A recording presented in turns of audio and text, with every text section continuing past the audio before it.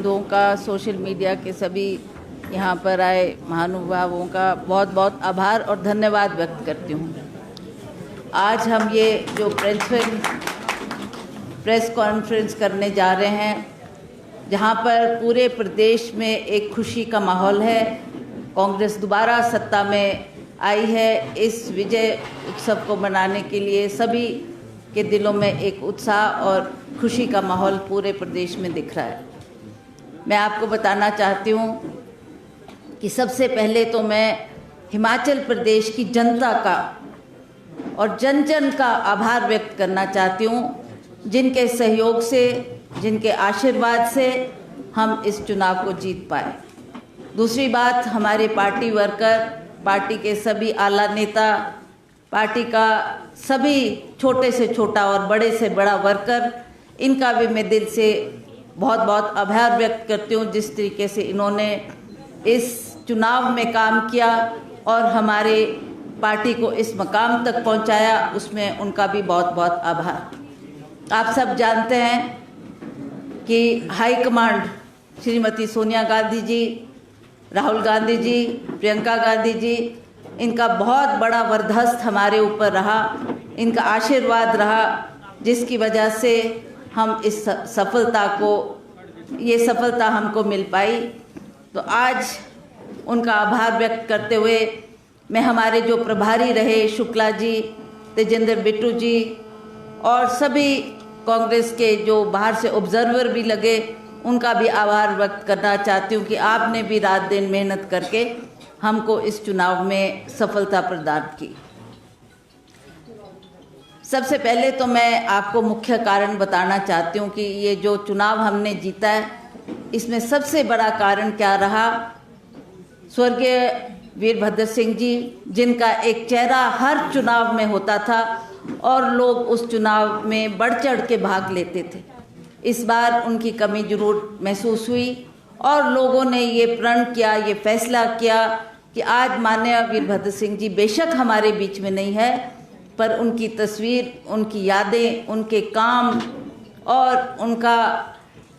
जो जुड़ाव लोगों से था वो आज भी बरकरार है। और इसलिए हर व्यक्ति ने ये महसूस किया कि वीरभद्र सिंह जी आज भी हमारे दिलों में जिंदा हैं। उनका ऋण हम एक वोट देकर चुकाना चाहते हैं। इसमें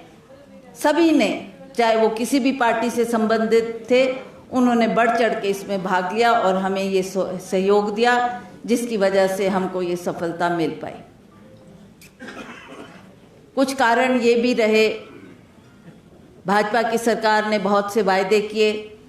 लोगों की बहुत सी आशाएं थी कि भाजपा की सरकार, जिसको लोगों ने मौका दिया था, 5 साल उनकी सरकार प्रदेश में रही और 5 सालों में जयराम ठाकुर जी ने कोई ऐसा कार्य करके नहीं दिखाया कि उन्होंने हिमाचल प्रदेश की जनता के लिए कोई काम किया हो। बड़ा दुर्भाग्य रहा कि इसी कार्यकाल में कोविड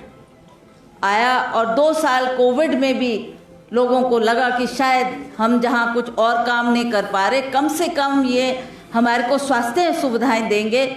और जो हमारे मरीज़ जिनको हम अस्पताल पहुंचा रहे हैं उनको मदद मिलेगी। चाहे वो ऑक्सीजन की उनको कमी लगी, दवाइयों की कमी लगी, उसमें भी ये सरकार बुरी तरह नाकाम रही। इन्होंने जो जिस तरीके का घोटाला इसमें हुआ है, वो भी एक बहुत ही दुखद बात है कि ऐसे कार्यकाल, ऐसे वक्त में जबकि लोग और मरीज़ मौत और ज़िंदगी से जूझ रहे थे, उस वक्त इन्होंने इतना बड़ा स्कैंडल ये जो हुआ है वो जग जाहिर है, सभी जानते हैं कि कहाँ तो सेवाएं देनी थी। और इसमें भी मैं ये कहना चाहती हूँ कि माननीय वीरभद्र सिंह जी ने जो बहुत पहले एक सोच की थी और एक ऑक्सीजन प्लांट जो लगाया, जिसकी वजह से बहुत सी जानें बची और इस सरकार से लोगों को लगा कि शायद हमारे को मदद मिलेगी, पर चारों तरफ निराशा ही निराशा दिखी। तो ये भी एक मुख्य कारण था। जहाँ तक इस सरकार की बात है, अब आप सब जानते हैं कि ना कोई विकास का काम हुआ, ना ही कोई ऐसा बड़ा कार्य हुआ जिसको हम कह सकें कि इनके कार्यकाल में जयराम ठाकुर की सरकार की ये देन है। और उसी तरह से जो स्कैंडल्स इनके कार्यकाल में हुए, पुलिस में भर्ती में घोटाला आपके सामने है कि किस तरीके से इन्होंने बहुत से बच्चों ने उसमें आवेदन दिया था, बहुत ने बच्चों ने वो टेस्ट क्लियर किया था और उनको लगता था कि हमें एक सरकारी नौकरी उपलब्ध होगी, पर उसमें भी इन्होंने ये कह दिया कि ये इसमें एक घोटाला हुआ है, जबकि सब जानते हैं कि किस तरीके से ये जो ये पुलिस की भर्ती में एक स्कैंडल हुआ है वो आप सबके सामने जाहिर है। उसी तरह से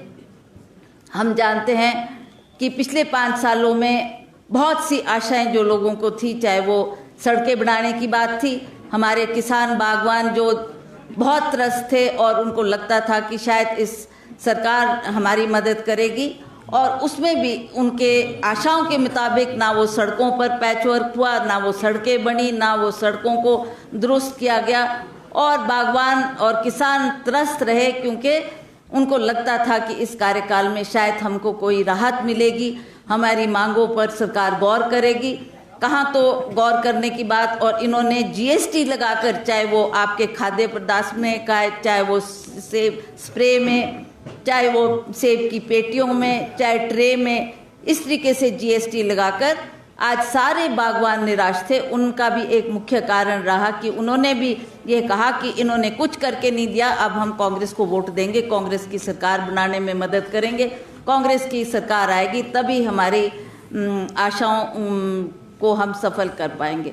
तो ये कुछ चंद सी बातें थी जो इनसे नाराज़गी का कारण था। महंगाई आप देख रहे हैं कि महंगाई यही बीजेपी की सरकार कहती थी, यही प्रधानमंत्री जी ने अपने वक्तव्य में अपने मुख से कहा कि अगर आप मुझे मौका देंगे, जब ये प्रधानमंत्री नहीं बने थे तो उन्होंने कहा जब मेरा वक्त आएगा तो मैं ये 450 का सिलेंडर, इसकी दाम घटाकर आपको महंगाई कम करके दूंगा। कितनी बार प्रधानमंत्री जी का दौरा यहाँ पर हुआ, पर एक बार भी उन्होंने कोई महंगाई कम करने की बात नहीं की। उन्होंने ही कहा था कि मैं 2 करोड़ बच्चों को पूरे भारतवर्ष में रोजगार प्रदान करूंगा, और आज देखें आप 8 साल बीत गए, इन 8 सालों में 16 करोड़ बच्चों को रोजगार मिलना चाहिए था, उसमें भी हमारे नौजवानों को निराशा ही हाथ लगी। तो इस तरीके का कार्यकाल इनका रहा, इससे बहुत निराशा लोगों को हुई है। और जहाँ तक कांग्रेस पार्टी की बात है, कांग्रेस पार्टी ने पहले भी हिमाचल प्रदेश में काम किया है, और माननीय वीरभद्र सिंह जी जब मुख्यमंत्री थे तो उन्होंने अपना जीवन का अधिकतर समय हिमाचल विकास के लिए दिया है और बढ़ चढ़ के यहाँ के काम किए हैं। जिस क्षेत्र में भी वो गए, जिन्होंने भी मांग की कि हमको स्कूल की कोई कमी है, 10+2 स्कूल चाहिए, कॉलेज चाहिए, और वो अग्रिम में पैसा भी उसके लिए उपलब्ध करवा देते थे। As soon as he announced कि आई वाज गिविंग अ 10+2 और college, and he would give the money also and say कि आप यू गो अहेड, तो तुरंत वो काम पर भी काम हुआ करते थे। और आज आप देखेंगे कि लोगों ने कंपैरिजन किया, लोगों ने ये देखा कि हमने बीजेपी को भी मौका दिया, बीजेपी की सरकार भी बनी, पर इनके कार्यकाल में ना कोई काम आगे बढ़े और ना ही कोई बात ऐसी हुई जिससे हम इस सरकार को दोबारा रिपीट करने का मौका दें। तो मैं समझती हूँ कि इस बार हमने ओपीएस की बात की, ओल्ड पेंशन स्कीम को लेकर एक बहुत बड़ी निराशा लोगों के दिल में थी कि भाजपा के लोगों से हमने बार बार आवेदन किया, भाजपा की सरकार से आवेदन किया कि हमको ओपीएस लागू करके दें,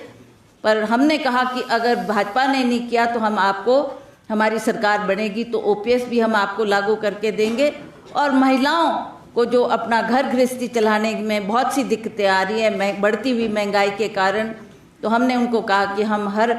महिला को हर माह 1500 हमने उनको धनराशि देने की बात की है। और उसके अलावा हमने नौजवानों को, जो कि आज की डेट में भी 65,000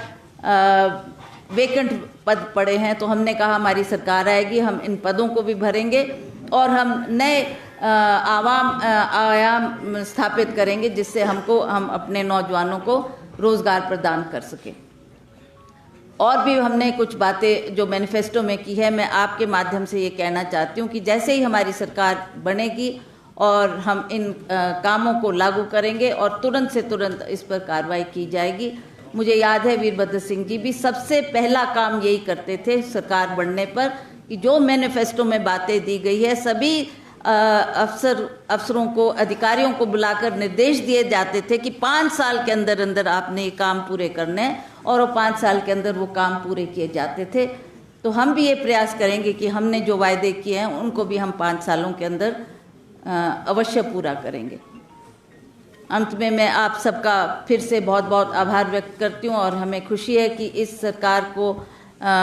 बनाने में आपका भी बहुत सहयोग रहा। आपने भी अपने मीडिया के माध्यम से, अखबारों के माध्यम से ये हमारा मैसेज घर घर तक स्प्रेड हुआ, जिसकी वजह से हमको ये मैंडेट मिला।